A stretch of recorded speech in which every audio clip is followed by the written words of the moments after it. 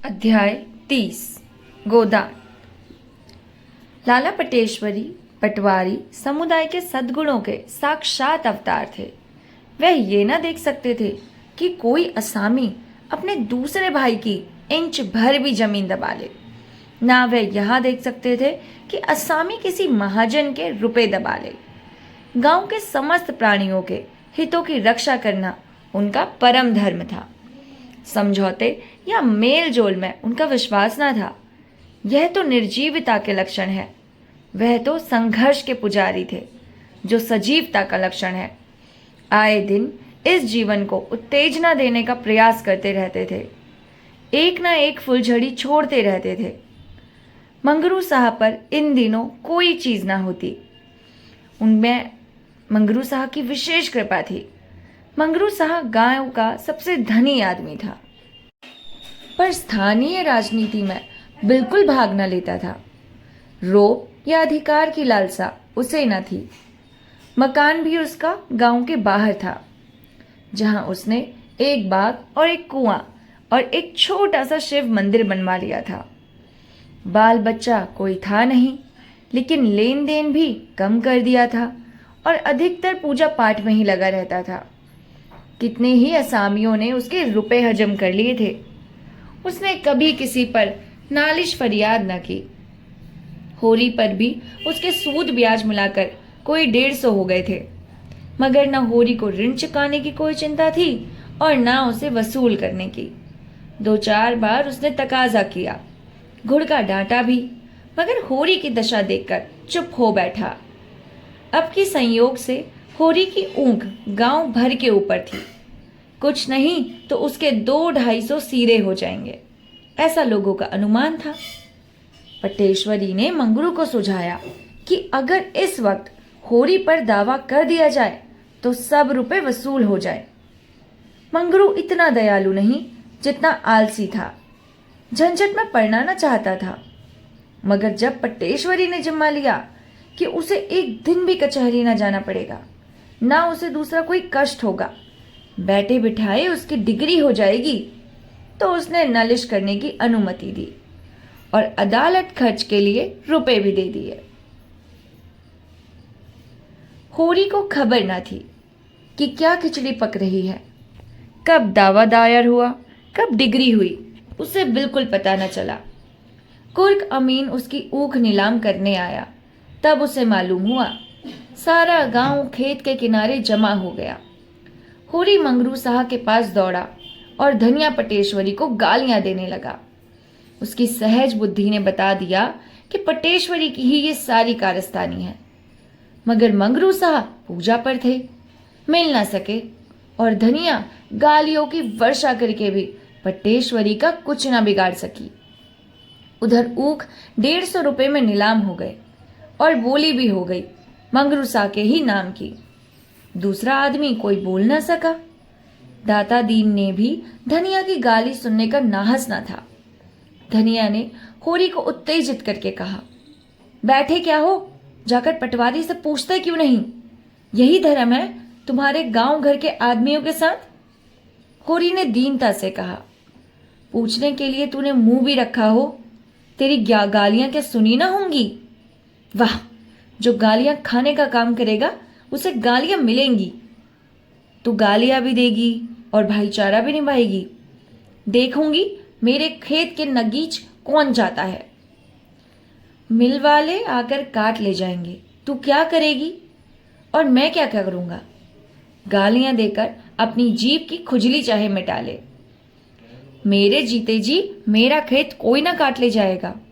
हाँ हाँ, तेरे और मेरे जीते जी सारा गांव मिलकर भी उसे रोक नहीं सकता। अब वह चीज मेरी नहीं, मंगरू साहब की है। मंगरू साहब ने मर मर कर जेठ की दोपहरी में सिंचाई और गुड़ाई की थी, हमने की थी। वह सब तूने किया, मगर अब वह चीज मंगरू साहब की है। हम उसके कर्जदार नहीं हैं क्या? पाठ 30 यहीं पर खत्म होता है और पाठ 31 हम यहीं से शुरू करते हैं। तो ऊख तो गई, लेकिन उसके साथ ही एक नई समस्या आ पड़ी। दुलारी इसी ऊख पर रुपए देने पर तैयार हुई थी। अब वह किस जमानत पर रुपए दे? अभी उससे पहले ही तो 200 रुपए पड़े हुए थे। सोचा था ऊख के पुराने रुपए मिल जाएंगे तो नया हिसाब चलने लगेगा। उसकी नजर में होरी की साख 200 तक थी। इससे ज्यादा देना जोखिम था। सहालक सर पर था। तिथि निश्चित हो चुकी थी। गौरी महतो ने सारी तैयारियां कर ली होंगी। अब विवाह का टलना असंभव था। होरी ने ऐसा क्रोध आता था कि जाकर दुलारी का गला दबा दे। जितनी चिरोड़ी बनती हो सकती थी वह कर चुका, मगर वह पत्थर की देवी जरा भी ना पसीजी। उसने चलते चलते हाथ बांध कर कहा, दुलारी, मैं तुम्हारे रुपए लेकर भाग न जाऊंगा, ना इतनी जल्दी मर जाता हूं। खेत है, पेड़ पालो है, घर है, जवान बेटा है, तुम्हारे रुपए मारे ना जाएंगे। मेरी इज्जत जा रही है, इसे संभालो। मगर दुलारी ने दया को व्यापार में मिलाना स्वीकार न किया। अगर व्यापार को वह दया का रूप दे सकती तो उसे कोई आपत्ति न होती, पर दया को व्यापार का रूप देना उसने न सीखा था। होरी ने घर आकर धनिया से कहा, अब क्या करेंगे धनिया? धनिया ने उसी पर दिल का गुबार निकाला। यही तो तुम चाहते थे। होरी ने जख्मी आंखों से देखा। मेरा दोष है? किसी का दोष हो, हुई तो तुम्हारे मन की। तेरी इच्छा है कि जमीन रेहन रख दूं। जमीन रेहन रख दोगे तो करोगे क्या? मजूरी करूंगा। वाह, जमीन दोनों की एक सी प्यारी थी। उसी पर तो उनकी इज्जत और आबरू अवलंबित थी। जिसके पास जमीन नहीं, वह गृहस्थ नहीं, मजूर है। होरी ने जवाब न पाकर पूछा, तो क्या कहती है? धनिया ने आहत कंठ से कहा, कहना क्या है? गौरी बारात लेकर आएंगे। 1 जून खिला देना, सवेरे बेटी विदा कर देना। दुनिया हंसेगी, हंस लेने दो। भगवान की यही इच्छा है कि हमारी नाक कटे, मुंह में कालिक लगे, तो हम क्या करेंगे? सहसा नोहरी चुंदरी पहने सामने से जाती हुई दिखाई दी। होरी को देखते ही उसने जरा सा घूंघट निकाल लिया। उससे समधी का नाता मानती थी। धनिया से उसका परिचय हो चुका था। उसने पुकारा, आज कहाँ चली समधिन? आओ बैठो। नोहरी ने दिग्विजय कर लिया था। अब जनमत को अपने पक्ष में बटोर लेने का प्रयास कर रही थी। आकर खड़ी हो गई। धनिया ने उसे सर से पांव तक आलोचना की नजर से देखकर कहा, आज इधर कैसे भूल पड़ी? नोहरी ने कातर स्वर में कहा, ऐसे ही तुम लोगों से मिलने चली आई। बिटिया का ब्याह कब तक है? धनिया स्निग्ध भाव से बोली, भगवान के अधीन है, जब हो जाए। मैंने तो सुना है इसी सहालग में होगा। तिथि ठीक हो गई? हाँ, तिथि तो ठीक हो गई है। मुझे भी नेवता देना। अरे, तुम्हारी तो लड़की है, नेवता कैसा? दहेज का सामान तो मंगवा लिया होगा। जरा मैं भी तो देखूं। धनिया असमंजस में पड़ी, क्या कहे? होरी ने उसे संभाला। अभी तो कोई सामान नहीं मंगाया है। और सामान क्या करना है? कुछ कन्या तो देना है। नोहरी ने अविश्वास भरी आंखों से देखा।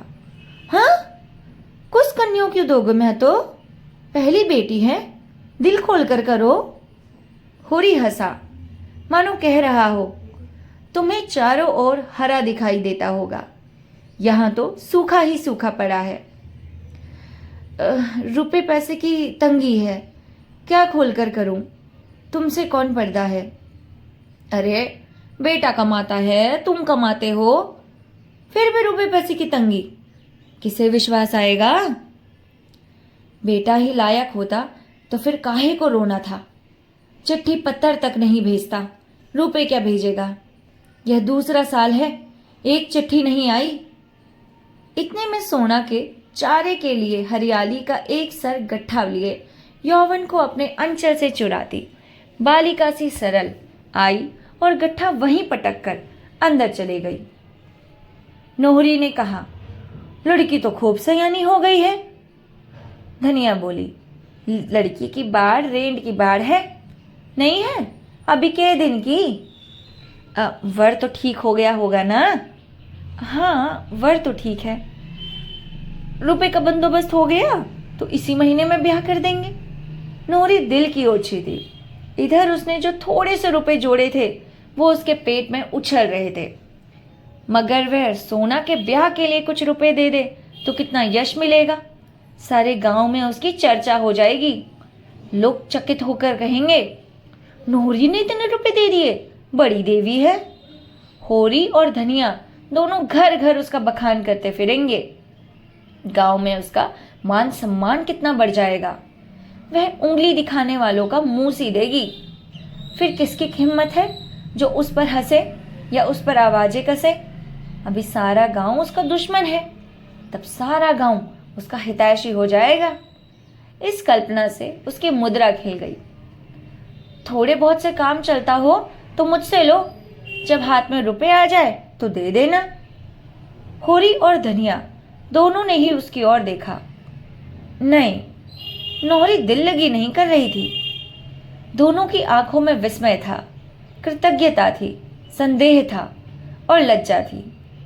नौरी उतनी बुरी नहीं है जितना लोग समझते हैं। नौरी ने फिर कहा, तुम्हारी और हमारी इज्जत एक है। तुम्हारी हंसी हो तो क्या मेरी हंसी ना होगी?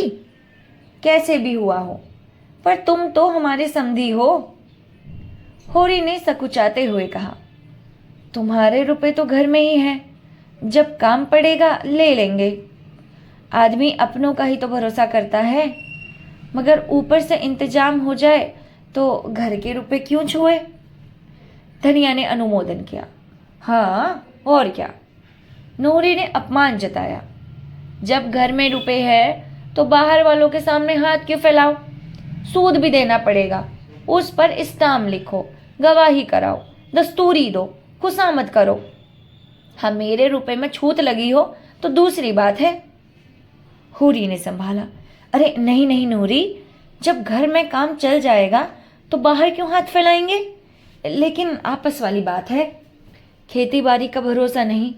तुम्हें जल्दी कोई काम पड़ा और हम रुपए ना जुटा सके तो तुम्हें भी बुरा लगेगा और हमारी भी जान संकट में पड़ेगी।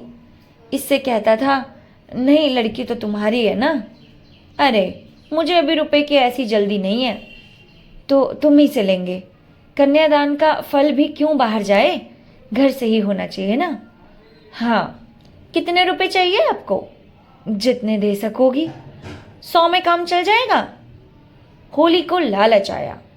भगवान ने छप्पड़ फाड़ कर रुपए दिए हैं, जो जितना ले सके उतना क्यों ना ले। 100 में भी चल जाएगा, 500 में भी चल जाएगा, जैसा हौसला हो। मेरे पास कुल 200 रुपये हैं, वह मैं दे दूंगी। तो इतने में खुशफेली से काम चल जाएगा। अनाज घर में है। मगर ठकुराइन, आज तुमसे कहता हूँ, मैं तुम्हें ऐसी लक्ष्मी न समझता था। इस जमाने में कौन किसकी मदद करता है और किसके पास है। तुमने मुझे डूबते से बचा लिया। दिया बत्ती का समय आ गया था, ठंडक पड़ने लगी थी, जमीन ने नीली चादर ओढ़ ली थी। धनिया अंदर जाकर अंगीठी जलाती है। सब तापने लगे। पुआल के प्रकाश में छबीली, रंगीली, उल्टा, नोहरी उसके सामने वरदान सी बैठी थी। इस समय उसकी उन आंखों में कितनी सहृदयता थी, कपोलों पर कितनी लज्जा, ओठों पर कितनी सत प्रेरणा। कुछ देर तक इधर उधर की बातें करके नौरी उठ खड़ी हुई और ये कहती हुई घर चली, अब देर हो रही है, कल तुम रुपए आकर ले लेना। मैं तो चलो मैं पहुंचा दूं। नहीं नहीं, तुम बैठो, मैं चली जाऊंगी। जी तो चाहता है तुम्हें कंधे पर बिठा कर पहुंचाऊं। नौखेराम की चौपाल गांव के दूसरे सर पर थी और बाहर बाहर जाने का रास्ता साफ था। दोनों उसी रास्ते पर चले। चारों ओर सन्नाटा था। नोहरी ने कहा, तनिक समझा देते रावत को, क्यों सबसे लड़ाई किया करते हैं।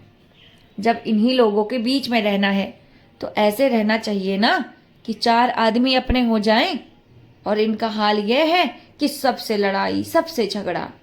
जब तुम मुझे पर्दे में नहीं रख सकते, मुझे दूसरों की मजूरी करनी पड़ती है, तो ये कैसे निभ सकता है कि मैं ना किसी से हंसूं, ना बोलूं, ना कोई मेरी ओर ताके, ना हंसे। यह सब तो पर्दे में ही हो सकता है। पूछो, कोई और मेरी ओर ताकता या घूरता है तो मैं क्या करूं? उसकी आंखें तो नहीं फोड़ सकती। फिर मेल मोहब्बत से आदमी के 100 काम निकलते हैं। जैसा समय देखो वैसा व्यवहार करो। तुम्हारे घर हाथी झूमता था तो अब वह तुम्हारे किस काम का? अब तो तुम 3 रुपए के मजूर हो। मेरे घर में भैंस लगती थी, लेकिन अब तो मजूरिन हूं। मगर उनकी समझ में कोई बात नहीं आती। कभी लड़कों के साथ रहने की सोचते हैं, कभी लखनऊ जाकर रहने की सोचते हैं। नाक में दम कर रखा है, क्या बोलूं? होरी ने ठकुर सुहाती की। ये भोला की सरकार नादानी है। बूढ़े हुए, अब तो उन्हें समझ जाना चाहिए। मैं समझा दूंगा। हाँ, तो सवेरे आ जाना, रुपए दे दूंगी। कुछ लिखा पड़ी? अरे, तुम मेरे रुपए हजम ना करोगे, मैं जानती हूं। उसका घर आ गया, वह अंदर चली गई और होरी लौट गया। हमारे पार्ट 31 का भी समापन यहीं पर होता है। आप हमारे चैनल को बिल्कुल भी सब्सक्राइब नहीं करते हैं, ना ही हमारी स्टोरीज को लाइक करते हैं। प्लीज़ स्टोरी को लाइक कर दीजिए, चैनल को सब्सक्राइब कर दीजिए और जितना हो सके प्लीज़ वीडियो को शेयर कर दीजिए। तब तक के लिए नमस्कार।